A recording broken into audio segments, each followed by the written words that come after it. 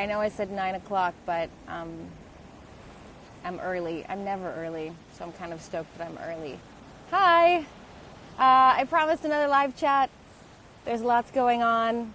Ant-Man and the Wasp is coming out July 6th in theaters, and I'm working on releasing the next Squicker Wonkers audiobook right now, which I'm very, very excited about. And so, yeah, let's chat. Thanks for showing up. What's up? How you doing? Emoji faces don't really do me much good. I need questions. Can I please have a shout out? Well, since nothing else is going on, Stephen Moore 82, shouting out to you. It's a beautiful day this morning. I'm going to rub my life in a little bit. How nice is that? Not complaining. Not complaining at all. What is that? Hello from a Mexican in Montreal. That's not something you always hear about.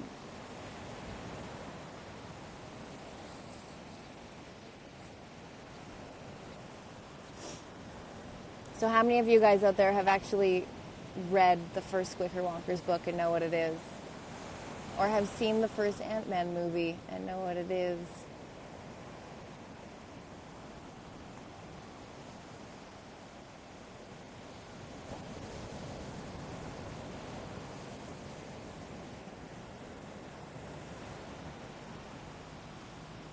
So bright out, but it's kind of hard to see the screen with my sunglasses on. Any good books you can recommend? Well, it depends on what you like. Are you talking about kids' books or adult books?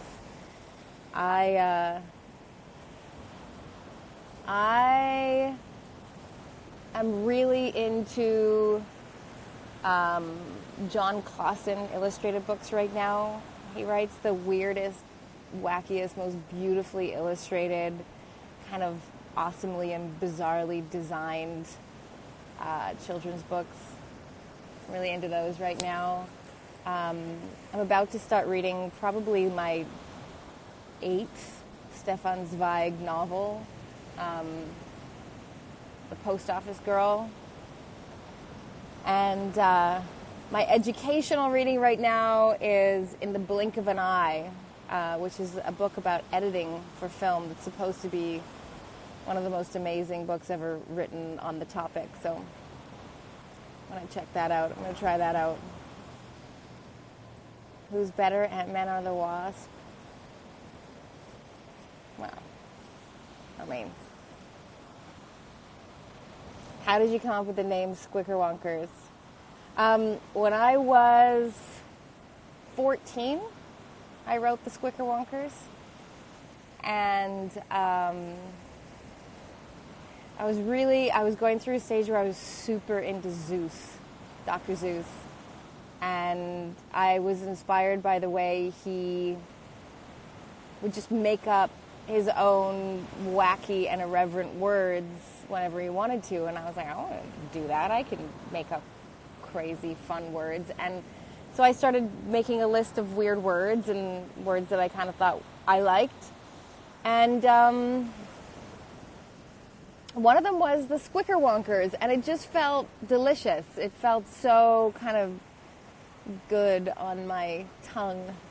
I liked it, and so I stuck with it, and I wrote a poem about it, and it became a poem that got adapted 20 years later into the series that I am trying to release. Oh my God, I'm such an idiot. I just realized my battery is going to die.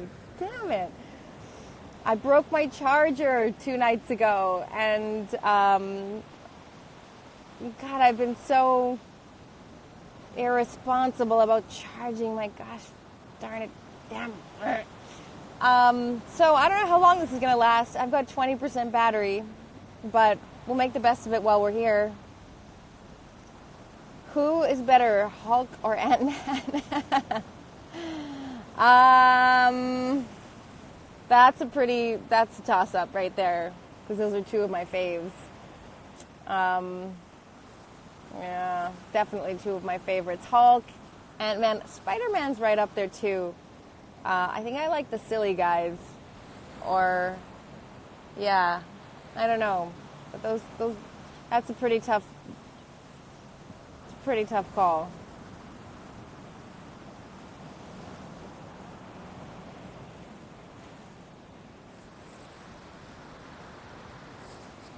Kind of wish I was swimming right now.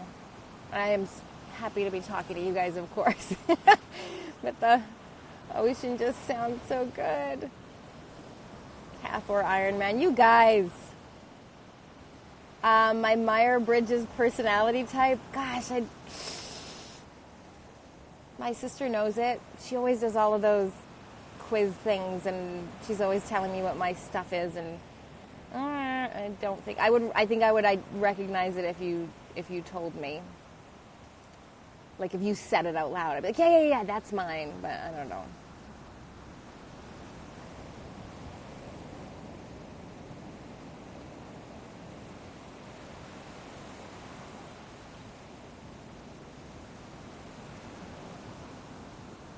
Yeah, nice. ESP. No, ESFP is not it. How do you say ESFP? So I think I'm IS. No, I think I'm an I. I think I start with I. I think SN is in there. I don't know. Try again. What squicker matches my mood today?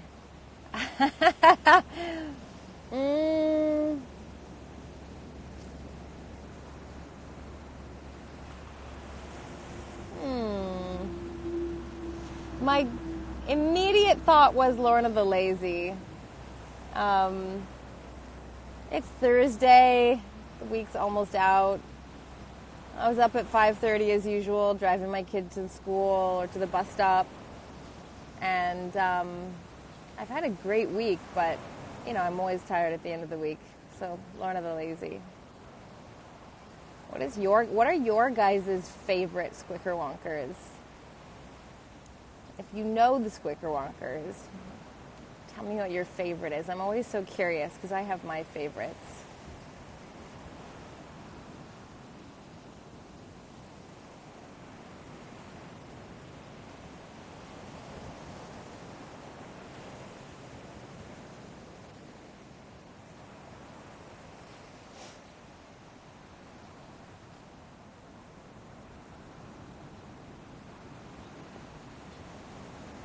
I wonder where the majority of you are right now.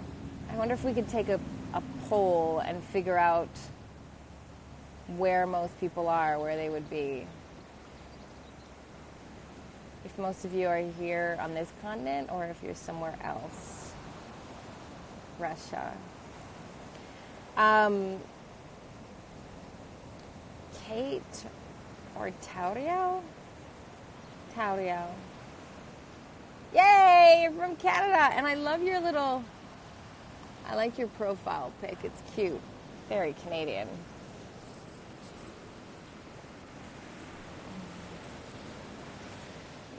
Tauriel, but, right now I was thinking as I was setting up this morning, I was setting up, coming to the beach. I was like, oh, people are going to be making all kinds of Kate Austin references with being here on the beach.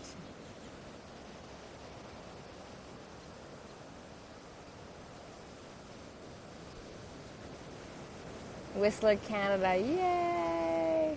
You know what's crazy? I've never been to Whistler. I lived in Vancouver for 15 years and I've never been to Whistler. I always wanted to avoid the crowds, so I would go to Manning or, other places that were a little more off the beaten path. You miss growing up on the beach. Man, I did not grow up on the beach. I am so not a beach girl. I grew up on the prairies and then in the mountains. So it's not my thing. I've learned how to appreciate the beach, but I'm definitely not a beach person. Spain.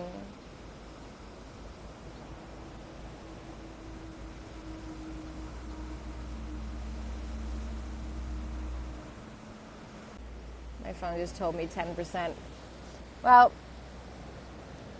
you guys have any questions, because I love your love so much, but it's not really easy to respond to. I can't send you heart emojis back. Indonesia, wow. Italy.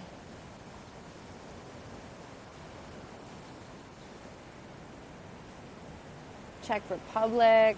We got people all over the place.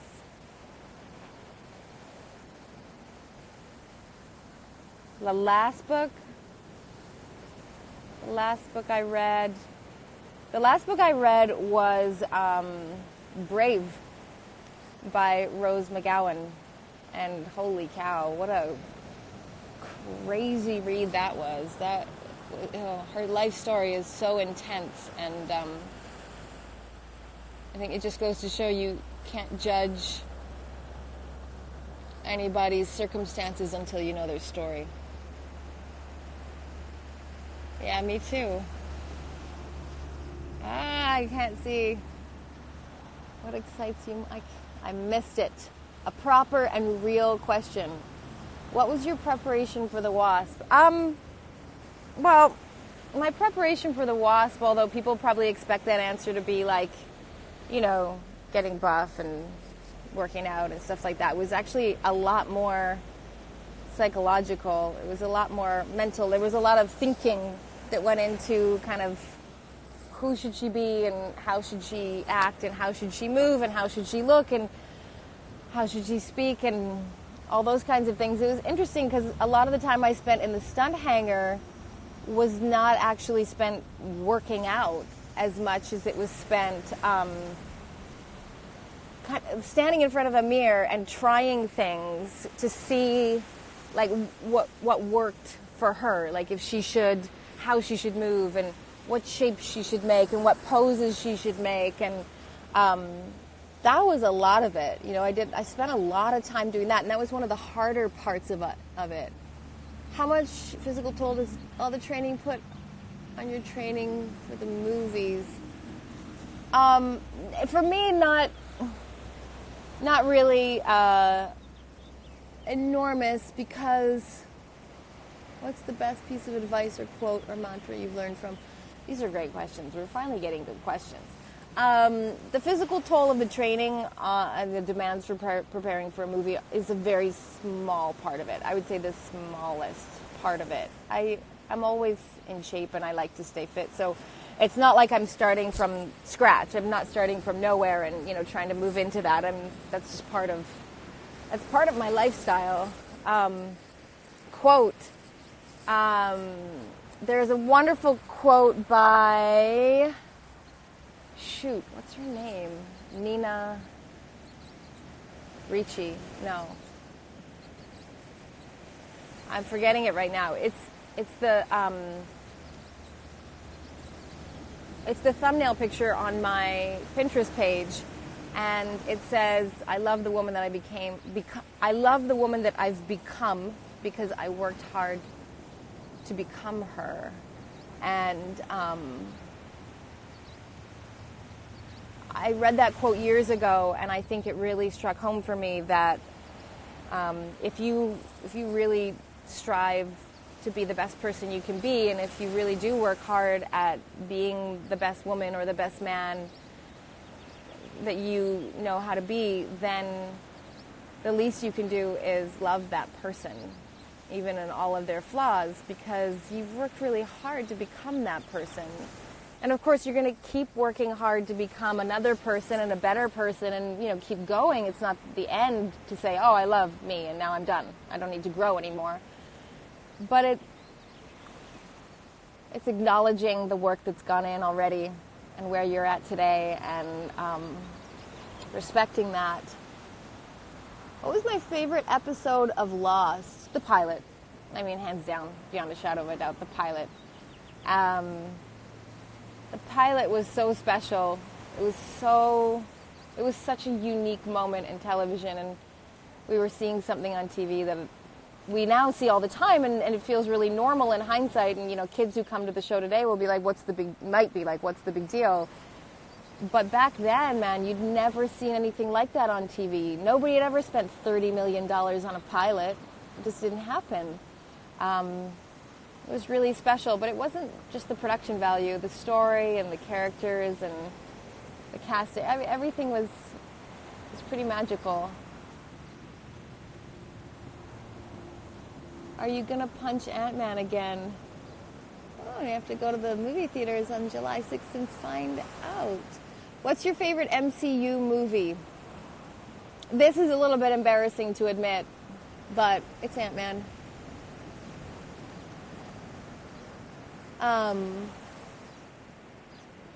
I also love the first Guardians.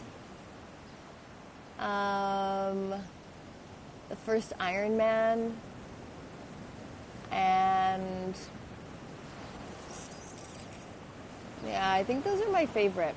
I think the first Guardians and Ant-Man are my favorite. I like the humor. I like the levity.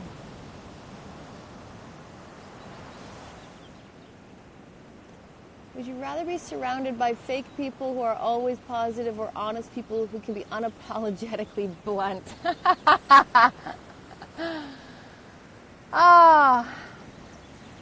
I value both of those people. My parents are those people who are always happy. They're always up. They're always positive. They're always respectful and kind and gracious and they're of their generation. You know, you do what you're supposed to do. And that's part of it. And I really value and respect that so much. And I think we could probably use for a little more of that today.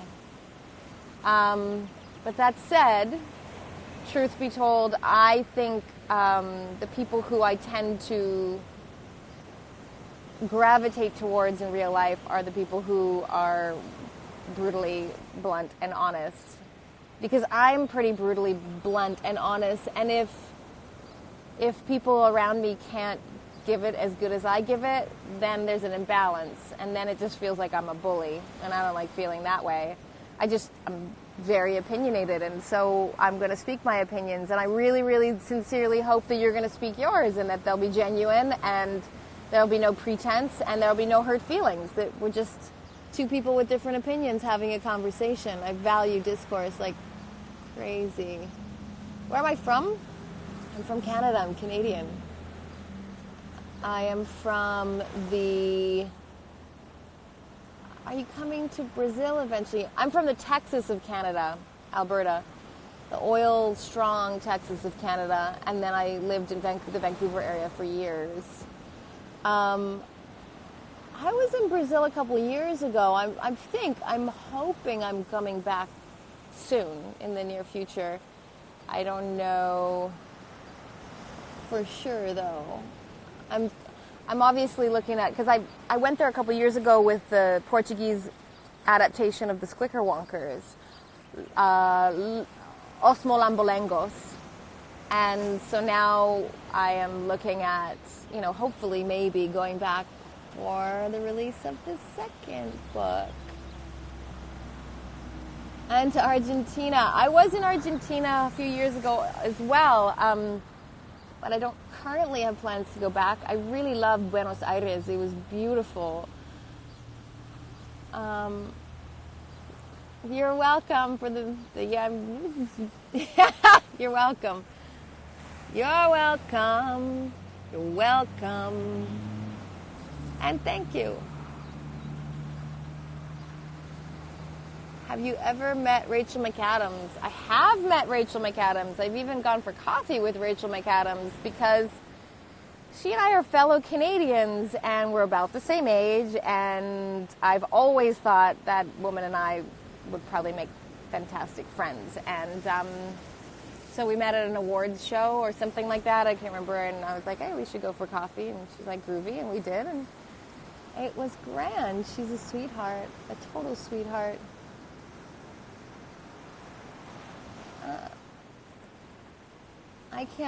Unfortunately, at this rate, at this speed, I can only read English. Maybe if things were scrolling slower, I could read some of the other languages. But English is it for now.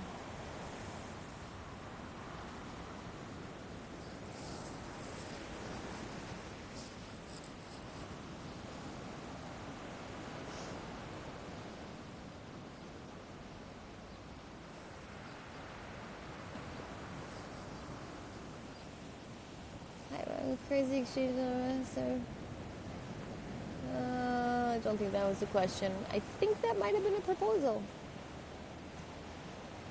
Would I ever do theater? Yes. I love being on stage. I don't actually like being on camera. I find it, I still to this day find it somewhat uncomfortable. It's not my favorite thing ever. But I have two little kids, and their world right now very much needs me in it. And theater is an enormous commitment that would take me away from them for very long periods of time, or would require that my whole family move somewhere like New York or London, where there's a beautiful theater scene. And so maybe one day I would love to. I really, really love being on stage. I love the kind of level of performance preparation that goes into theater. I wish there was more of that in film and television. I wish there was more long-term preparation where you work a piece with your co-stars over and over and over and over again until you start to let go of it as a piece and it just becomes a part of you. I find that's next to impossible by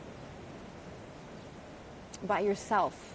You have to do it with your co-stars. And in film and television, generally co-stars we don't do that together. When my kids get older, will I show them Lost? Yeah, probably. My 7-year-old has already watched Ant-Man, and he loves it. He loves Luis. He thinks he's hilarious. Of course, he is hilarious. I don't know. I figure my kids will probably end up watching most of the things that I do, because a lot of the stuff that I do is pretty kid-friendly. Lost, not so much, but it's tween-friendly. But, he might not be interested by then. What's my favorite Disney character? Pocahontas. Best friend from the Hobbit cast? I'm going to jump out and say Lee Pace. But that's scary, because there's lots of amazing friends from the Hobbit cast, and it's sort of weird picking one. But Lee and I are still very much in touch, and I adore him. Salam.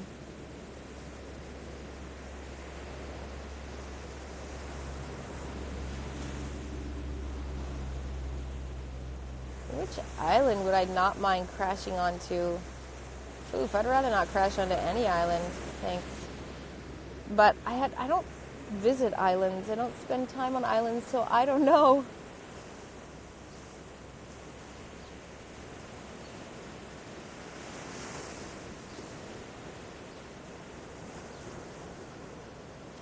Sometimes they just jump. You're in the middle of reading a question and then wonk, it just jumps off the screen. Holy cow, that sun is getting bright now.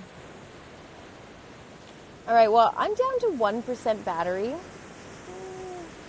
I don't think it's going to last very much longer, and if I don't say goodbye properly now while I have battery, this is just going to die. It's just going to end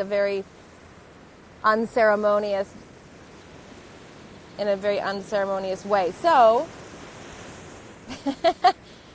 thank you for coming and talking to me. Thank you to the over 1,000 some of you who went over to the Squicker Wonkers page and followed us.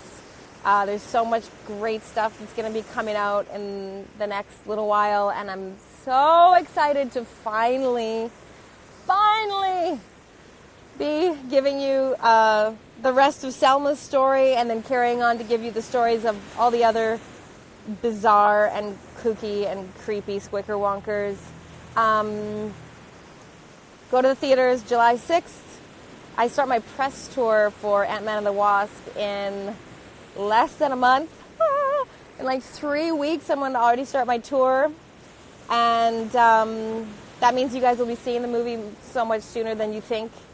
and I'm excited for you to see it. I'm excited to see it. I haven't seen it yet. So I can't tell you if it's good or bad. I have no idea. But hopefully it's amazing. And hopefully you guys love The Wasp. And hopefully it's something I'm proud of. I'm sure it will be. I am in Peyton Reed's hands and I trust him. And he killed it on the first film, so hopefully he kills it again. You guys are groovy. You're great fans. All my love. Aloha.